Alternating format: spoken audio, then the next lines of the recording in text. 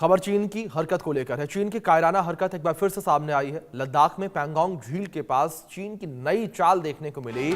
Buffer zone में सैन्य इमारतें बना रहा है चीन और सड़कें बना रहा है। हालिया सैटेलाइट तस्वीरों से इसका खुलासा हुआ है। एलएसी विवाद फिर से गहराने की आशंका है। ये बड़ी खबर जो फिलहाल निकलकर सामने आ रही है। एलएसी विवाद एक बार फिर से गहराने की आशंका और लद्दाख में पैंगोंग झील के पास चीन एक बार फिर से अपनी नापाक चालों के साथ सामने आया। लेटेस्ट सैटेलाइट तस्वीरों से खुलासा हुआ है कि चीन बफर जोन के बेहद करीब तेजी से सैन्य इमारतें, सड़कें और पक्के ढांचे बना रहा है। लद्दाख में एलएसी के पास स्थित इस पहाड़ी इलाके को फिंगर्स एरिया कहा जाता है। बफर जोन के पास चीन की ओर से बनाए जा रहे सैन्य ढांचे, सड़कों और सर्विलांस पोस्ट की तस्वीरें कैमरे में कैद हुई हैं, जो बीजिंग की मंशा पर गंभीर सवाल खड़े करती हैं। हमारे सहयोगी अजय जांडियाल जुड़े हैं, उनका रुख करेंगे इन्फॉर्मेशन के लिए। अजय, जिस तरीके से चीन की एक बार फिर से नापाक हरकत उजागर हुई है, क्या इन्फॉर्मेशन, क्या अपडेट्स हैं और सैटेलाइट तस्वीरें क्या कुछ कहती हैं?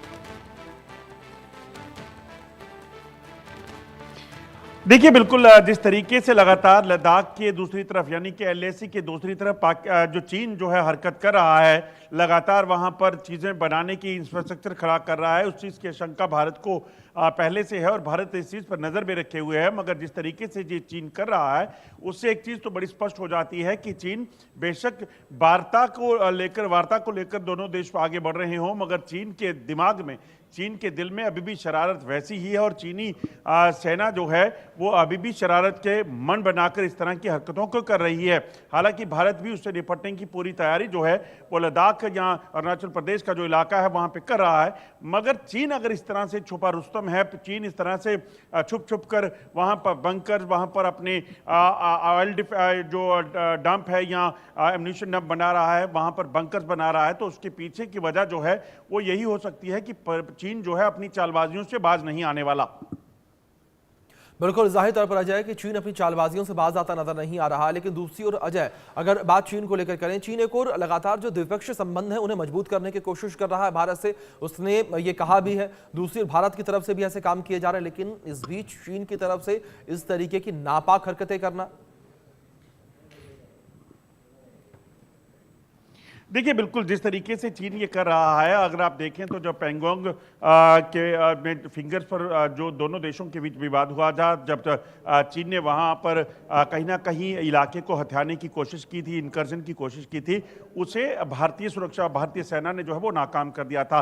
उससे पहले गैलवान में चीन ने इस तरह की कोशिश की, उसे भी नाकाम किया गया। मगर चीन दरअसल उसी चीज़ से कहीं ना कहीं बौखलाया हुआ है और चीन उस दिन से काफ़ी कहीं ना कहीं परेशान होगा चीनी सेना कि आखिरकार भारतीय सेना ने चीन को जिस तरीके से वापस खदेड़ा है, ये चीज़ें कहीं ना कहीं उन्हें जो है अपने आप में शायद डाइजेस्ट नहीं हो रही होंगी और इसीलिए बातचीत के सिलसिले को जारी रख के चीन अंदर खाने से कुछ ऐसी हरकतें कर रहा है।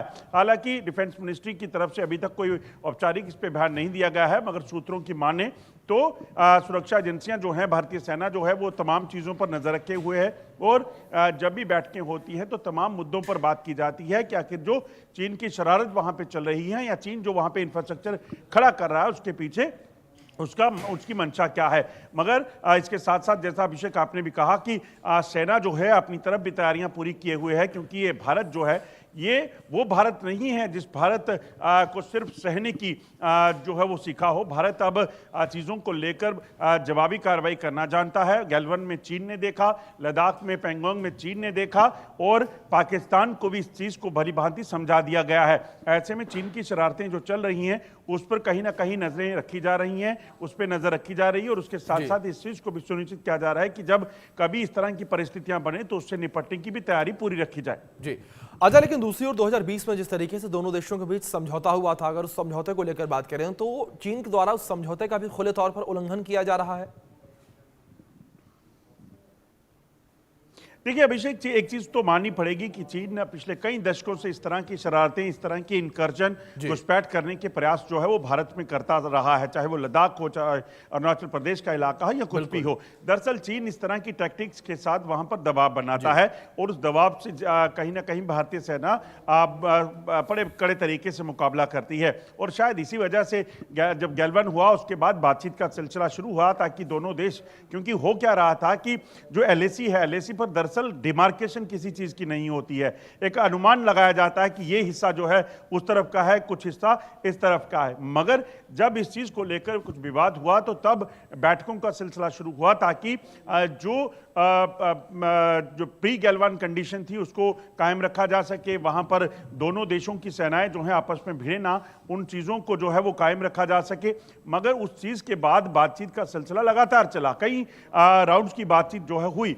उन बातचीत के बाद अगर चीजें अब सुलझ रही हैं, बेहतर हो रही हैं, तो फिर चीन को इस चीज का खास ख्याल रखना होगा कि चीन इस तरह की कोशिशें ना करे जिससे ये लगे, ये प्रतीत हो कि चीन अभी फिर शरारत के मूड में है। चीन अगर उस इलाके में, एलएसी के उस इलाके में जहां दूर दूर तक किसी चीज की मौजूदगी नहीं है, वहां पर अगर अपनी सेना के लिए इंफ्रास्ट्रक्चर बना रहा है, बिल्कुल जाहिर तौर पर जब पक्के स्ट्रक्चर खड़ा करना अपने आप में कई बड़े और गंभीर सवाल खड़े करता है।